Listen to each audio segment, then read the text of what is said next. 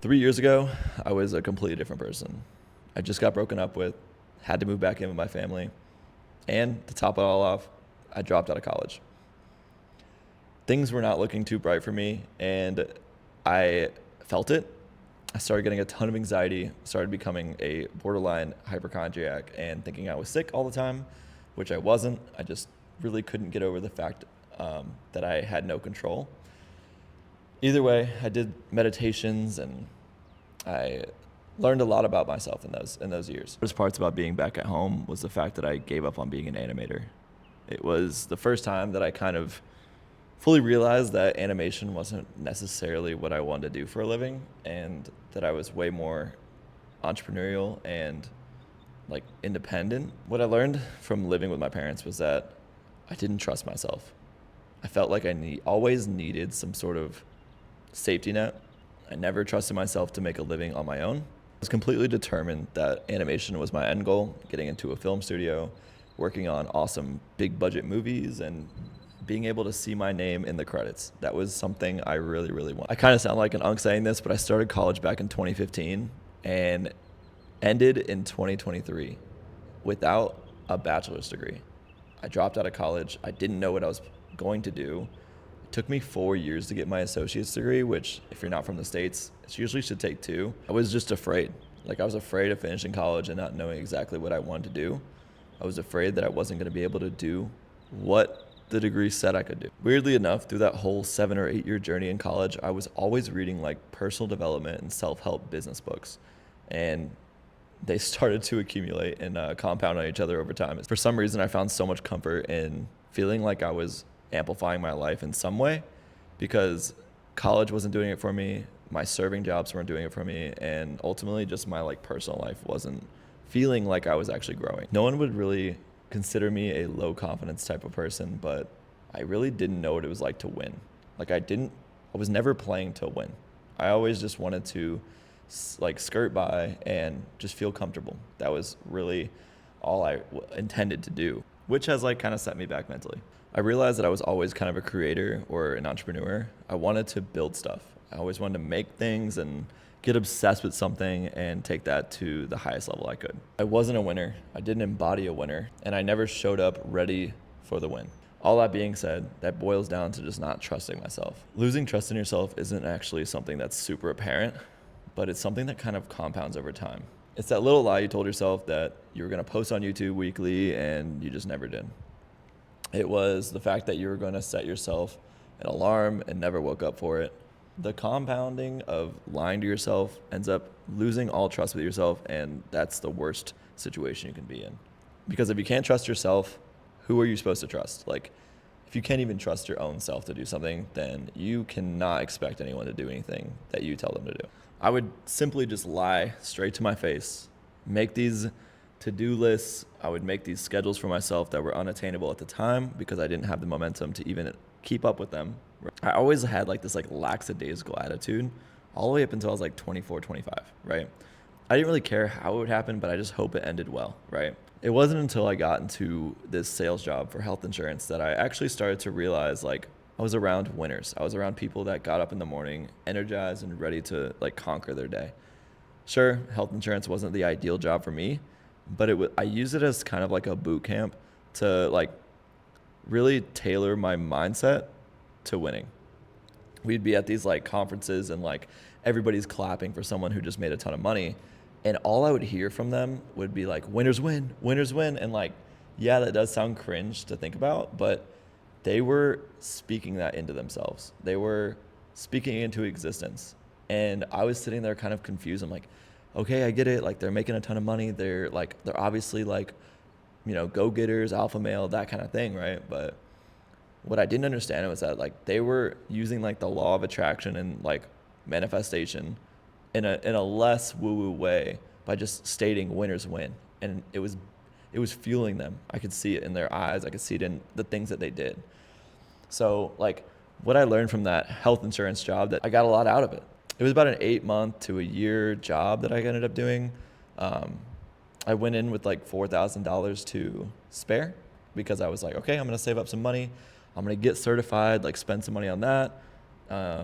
it was a good dopamine hit. You know, it was good that I could pass a certification. Like I said before, I wasn't great in school, so I dropped out. Like for the first time in my life, I got to see people that were actually achieving what they wanted to achieve. By being around all of those high performers, I realized that I wasn't like, I realized that I was finally not in a room of people that I felt like I was the smartest in, or like the most like level-headed or positive person, right? These people were leaps and bounds ahead of me. They would go to the gym at like midnight after like a 10 or 14 hour, I don't even know how long they were at work, but they were working all day, and then out of nowhere at midnight at the gym. So like, even now, looking at their Instagrams or seeing like their progress, like I can attribute a lot of my motivation and success to just seeing what they've done. So I'm thankful for that. But that leads me into like trusting yourself, right? I trusted myself that I could go into a weird job, a sales job that I had no idea about. I barely scraped by, but it was 100% commission, so I couldn't expect much from my first sales job. It was a lot, but it taught me that if I wanted to be an entrepreneur, I really needed to I needed to get after it. So I was sitting in the cubicle for the first time ever, hating my life, and overhearing some of these high performers buying paintings from somebody when I don't think they really knew that I was a painter, but like in the back of my mind, I'm like, why are they buying this guy's paintings, and what am I doing? Why am I not doing that, right? Why is this guy living the life that I wanted to live?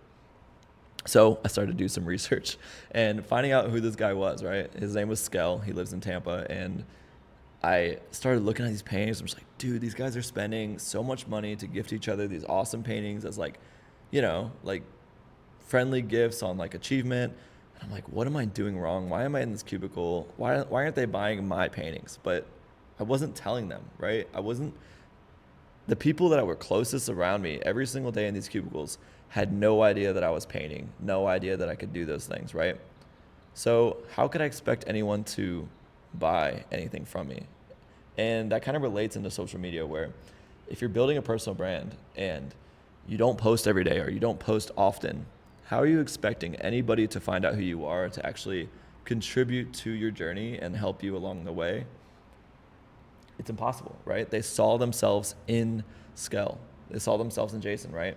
He was embodying what they did. He drove a Lambo. He was high performer. He did everything that they wanted to do just in the art world, right?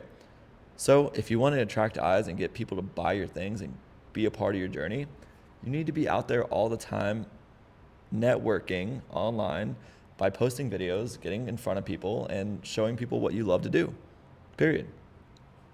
Flash forward about 6 to 8 months after I started hearing about Skell in my cubicle, right? I'm sitting there angry. He posts on his story. I'm like a secret hater in a way. Like, I'm not actually a hater, but I'm like sitting here like, dude, this guy is like living everything I want to do. What's going on? Either way, he posts on his story, I want to do like a mentorship day to teach myself how to teach others, right? And I just DM'd him and said, hey man, it'd be a great opportunity. And before he even DM'd me back, I was on his story, like tagged already, saying like, Joey is coming to the studio to have a mentorship day with me on this day. And I'm like, whoa, what just happened? And then he DM'd me and was like, hey man, you're coming. Come with 40 questions. Be prepared. I'm gonna take you on take you to lunch, and I'm gonna show you my like day-to-day endeavors in the studio. Right. So we're driving around in his Lambo. We're going through different pit stops to drop off commissions and do all these little like errands. Right.